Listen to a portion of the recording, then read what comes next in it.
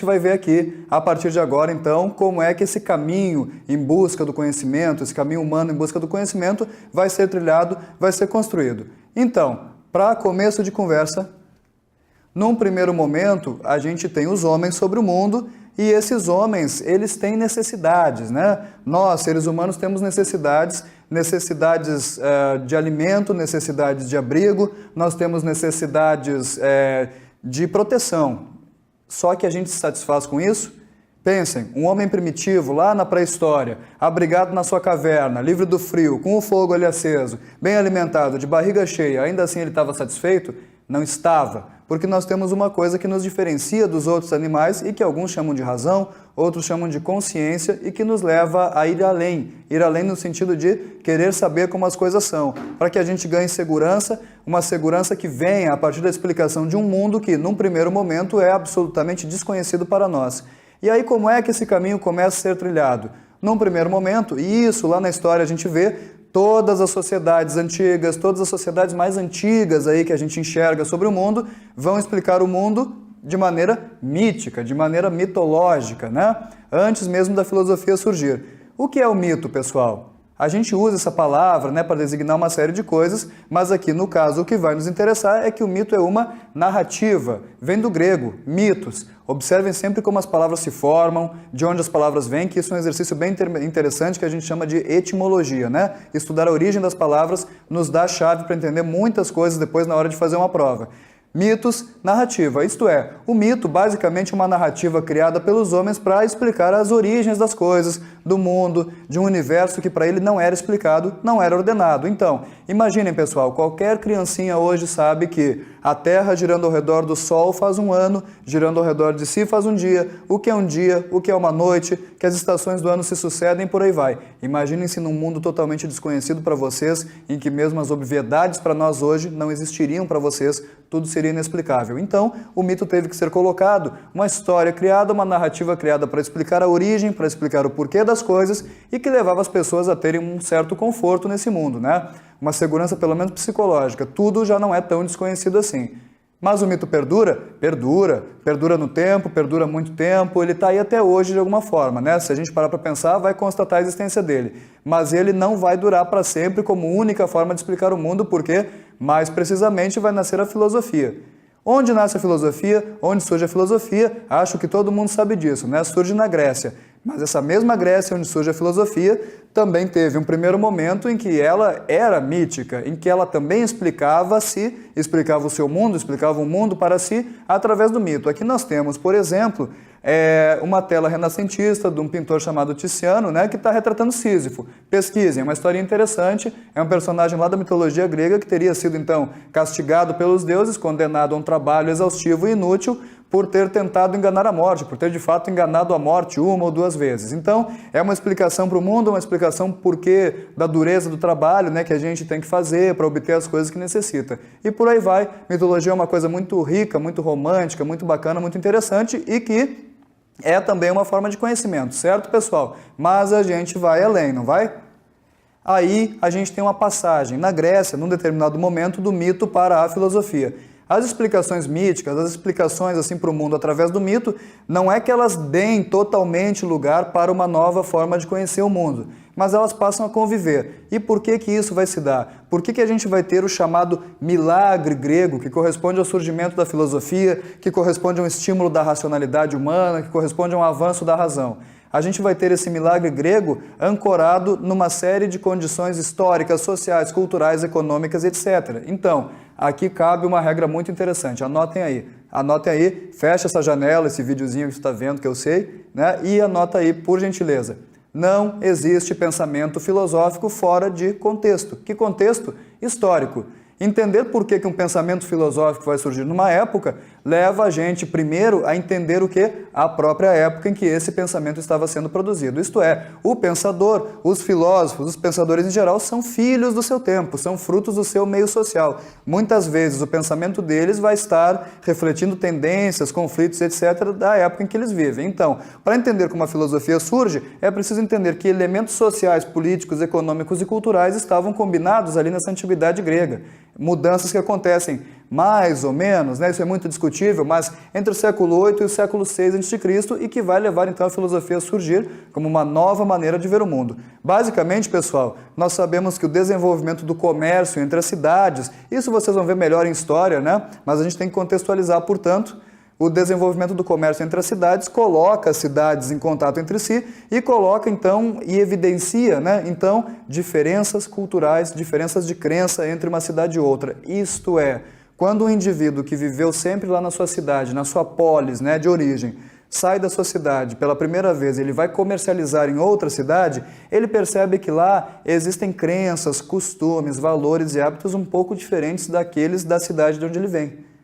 E aí ele vai estranhar aquilo, isto é, o mundo foi criado a partir do nosso ponto de vista lá na minha cidade, a partir do ponto de vista da cidade que eu visitei, que eu conheci. Quem tem razão, afinal de contas, né? A gente tem uma versão para a criação do mundo, eles lá na outra cidade têm outra versão para a criação do mundo. Quem está certo? Será que ninguém está certo? Será que a explicação para a criação do mundo e das coisas já não se faz mais por essa via mítica ou religiosa também? Será que a gente precisa de uma outra maneira de pensar? Sim, de alguma maneira a filosofia vai surgir a partir de um choque cultural, ou seja, comparações de concepções míticas de mundo. Certo, pessoal? Então, filosofia, né? Voltemos lá à formação das palavras. Philos, amor, é um tipo de amor que os gregos classificavam como um amor fraterno, como um amor de amigo e tal. E Sofia, sabedoria, saber, conhecimento. Então, quem é o filósofo, ele é um amante do saber. Quem teria inventado a palavra filosofia foi um pensador, dos primeiros pensadores que a gente já vai ver, chamado Pitágoras, né? Que quando perguntado sobre o que fazia, respondeu: eu sou um filósofo, eu sou um amigo do saber, né? Eu sou alguém que busca o saber. A filosofia ela se faz, dizem, a gente pode dizer com toda certeza também, por um avanço da razão. A racionalidade para explicar o mundo, pessoal. A racionalidade que o mito de alguma maneira já possuía. Atenção, não vamos colocar o mito numa certa situação de desimportância ou de inferioridade em relação à filosofia. É muito importante que a gente entenda que existem muitas formas de conhecer a realidade. O mito, as religiões, a ciência, a filosofia e a arte, e não estão necessariamente numa ordem crescente de evolução, quem explica melhor e quem explica pior. Como eu falei para vocês antes, não custa a gente falar disso aqui agora, né? Mas a razão que vai ser utilizada aqui na filosofia é uma forma diferente de razão. No mito já havia uma certa racionalidade porque havia uma relação de causa e efeito. Conhecer é conhecer pelas causas, né? Aristóteles dirá isso para nós depois. O mito já buscava isso de alguma maneira. Coloca as coisas numa relação de causa e efeito. A narrativa mítica perguntava: o que causou isto? O que criou isto? Se a gente tem essa relação de causa e efeito, a gente tem uma certa racionalidade já implicada no mito. Mas aqui na filosofia isso vai se exacerbar, isso vai se avolumar e essa razão, essa racionalidade toda vai levar a gente a explicar a natureza não mais fora da natureza como fazia o mito, não mais fora dela. O mito explicava a natureza por elementos, agentes e entes sobrenaturais, supranaturais. A filosofia vai ser uma forma de explicar a natureza pela própria natureza. Não mais de fora para dentro, e sim de dentro para fora. A partir do quê? Bom, aqui nós temos um mapinha que mostra um pouco da Grécia, do que era a Grécia naquela época. Num primeiro momento, só para vocês se localizarem, a filosofia vai surgir no litoral da atual Turquia, onde havia uma colônia grega chamada Jônia, e ali havia uma cidade chamada Mileto, onde vão surgir os primeiros filósofos, como a gente já vai ver. Então, o mapa está aqui por uma questão de localização. É claro, todo mundo faz uma ideia que, um bom tempo mais tarde, a filosofia vai chegar a Atenas e lá ela vai ter o seu desenvolvimento maior. Mas ela não surge exatamente em Atenas, ela vai surgir em cidades e colônias gregas que ficam aqui no litoral da Turquia. Certo, pessoal? Bom, aí explicar a natureza. Voltando a esse ponto, os primeiros pensadores, os primeiros filósofos, então, que vão tentar explicar o mundo dessa maneira mais racional, utilizando mais aquela ideia de logos, são chamados de filósofos da natureza. Physis, né, que é a natureza em grego. Física vem daí, ela é uma ciência da natureza. Está lá nas ciências da natureza, aí na prova que vocês fazem. Então, eles explicam a natureza, como eu falei, a partir da própria natureza. Mas como é que eles vão dar essa explicação? Como é que eles vão fazer essa explicação? Surgem na Jônia, né? A antiga Ásia Menor, a atual Turquia, como eu falei, e vão dar essa explicação da seguinte forma. Eles acham, de uma maneira geral, os primeiros filósofos, que o mundo pode ser explicado a partir de um elemento básico, de uma substância básica que teria criado todas as demais. Isto é, eu observo a natureza, assim, concretamente, e acho que dentro dela, um elemento dela teria criado todos os demais. Tales, como a gente vai ver, falou que era a água. A água criou tudo que existe e por aí vai. Arqué é o nome disto. Princípio. Princípio. Eles procuravam um princípio, uma espécie de princípio básico, de elemento básico que teria criado todo o resto. Eles procuram essa arqué como uma espécie de matéria-prima para o universo. Arqué significa, então, princípio. Gente, em português nós temos palavrinhas, né, que se derivam daqui. Arquétipo. Procurem o significado dessa palavra e vocês vão entender melhor isso que eu estou falando aqui. Então, esses primeiros pensadores nós chamamos de pré-socráticos. Por que são chamados pré-socráticos? Não exatamente apenas por terem vindo antes de Sócrates, né, que foi o outro pensador, no tempo, cronologicamente. Eles também, em sua maioria, vieram, sim, antes de Sócrates. Mas eles vão também ser chamados assim porque eles compartilham uma maneira de pensar. Que maneira de pensar? Esta de que a gente pode observar a natureza e descobrir dentro dela, dentro da physis, né, da natureza, uma arqué, um princípio básico, criador de tudo o que existe.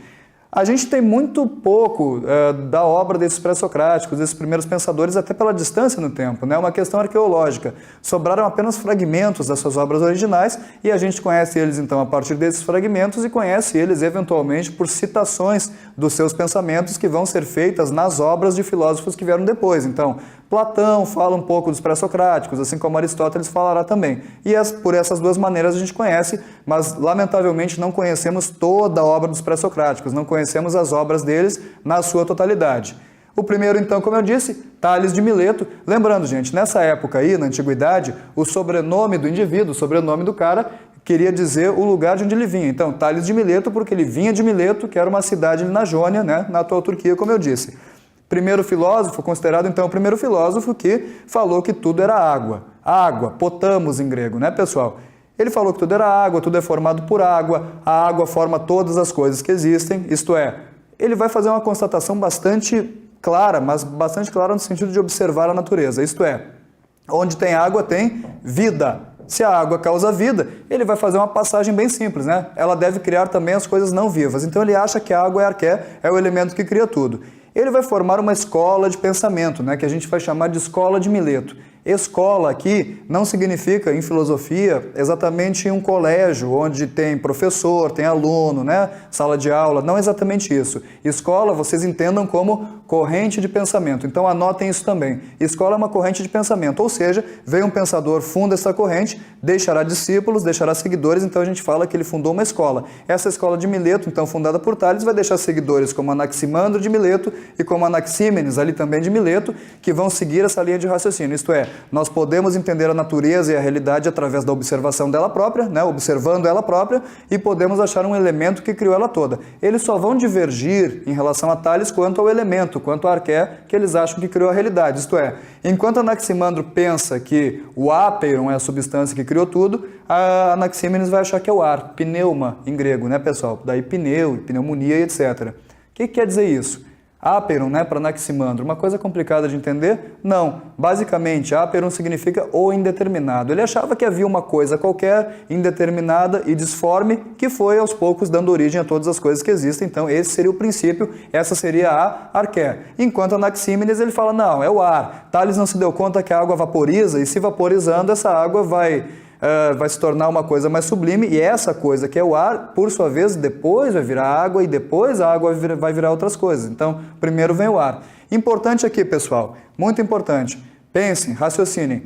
Os primeiros pensadores, esses pré-socráticos aqui, eles abrem um caminho super importante para nós, que é o caminho da filosofia. Mas eles estão abrindo, de uma certa maneira, o caminho da ciência. Por quê? Eles estão especulando sobre a realidade, pensando sobre ela, tentando colocar uma lógica na sua análise de mundo, mas eles também estão fazendo aquilo que o cientista faz, né? Observando a natureza. Então, esse caminho aqui aberto é tanto da filosofia quanto da ciência também. Registrem isso aí, que é muito importante. Mais tarde, na próxima aula, vai ficar mais claro. Aí a filosofia se expande, vai ganhando mais adeptos e tal. Essa maneira de pensar vai chegar em Samos, que é uma outra cidade-estado, lá viverá Pitágoras, e Pitágoras acredita no arqué, acredita que uma substância qualquer teria gerado tudo, criado a realidade, mas ele acha que não é nada material exatamente, e sim os números. Ele acha que os números criam tudo porque, pensem gente, raciocínio simples. Gostam de matemática? Não muito, mas pensem, um raciocínio bem simples. Qualquer coisa que a gente observe, pensem numa pessoa, pensem numa pedra, pensem numa casa, pensem num tijolo, em qualquer coisa, essa coisa vai ter uma extensão que a gente pode medir numericamente, vai ter um peso que a gente pode constatar numericamente também, tantos quilos, né? Vai ter uma massa, etc. Cada coisa que a gente observa tem muitos números que a gente pode perceber nela, né? Números que expressam sua medida, seu peso e por aí vai. Pitágoras diria o seguinte: a gente percebe tantos números assim para entender as coisas porque esses números estão na própria coisa. Esses números formam ela, fazem ela ser aquilo que ela é e, portanto, eles são arqué. A gente acha que usa os números para entender a coisa. Pitágoras diria que a gente extrai, que a gente infere os números das coisas que a gente está observando. Tranquilo, gente? Tem um lado bem interessante assim nos primeiros pensadores e nos pensadores em geral. Eles não ficam totalmente despidos do caráter mítico de pensar ainda, né? A passagem do mito para a filosofia não é um trabalho tão completo, 100% acabado. Tanto é que Pitágoras, né, esse pensador que, aliás, vocês conhecem da matemática, né, novamente, teoremas de Pitágoras e por aí, ele vai fundar uma espécie de seita religiosa que, acreditando que o número, que a matemática, né, os números são uma realidade perfeita e equilibrada e harmônica, a gente também deve atingir e criar no mundo essa perfeição harmônica que os números trazem e representam para nós.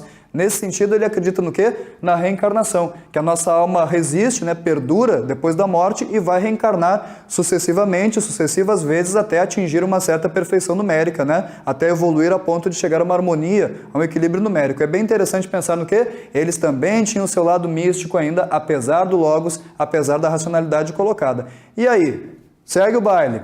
Aí nós chegamos numa outra problemática, né? O pensamento desses pré-socráticos vai evoluindo, vai progredindo de alguma maneira, até que nós chegamos em um momento em que não basta mais apenas entender do que o mundo é feito. Qual é a arqué, qual é a substância que cria tudo. E sim, explicar além disso o movimento, a mudança que existe na realidade.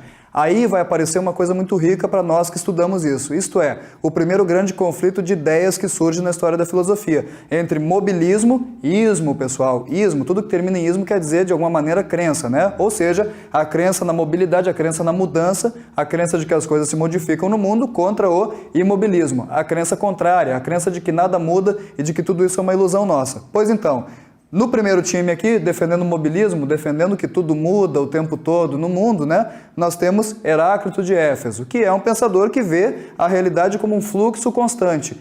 Dele é aquela frase que muita gente conhece que diz: ninguém pode se banhar duas vezes no mesmo rio. Por quê? Porque as águas vão passando, né? Aquele fluxo ele segue, é uma metáfora que ele cria para tentar explicar as mudanças da realidade. Os dias nascem, os dias acabam, vem a noite, vem a vida, vem a morte, etc. Né? O tempo passa, o mundo se movimenta. Então, é sempre um devir. É sempre um devir, as coisas estão por vir, estão acontecendo, mas não estão acontecendo aleatoriamente. As mudanças ocorrem, mas elas ocorrem de uma certa maneira ordenadamente. Porque existe um logos. Que logos? Razão?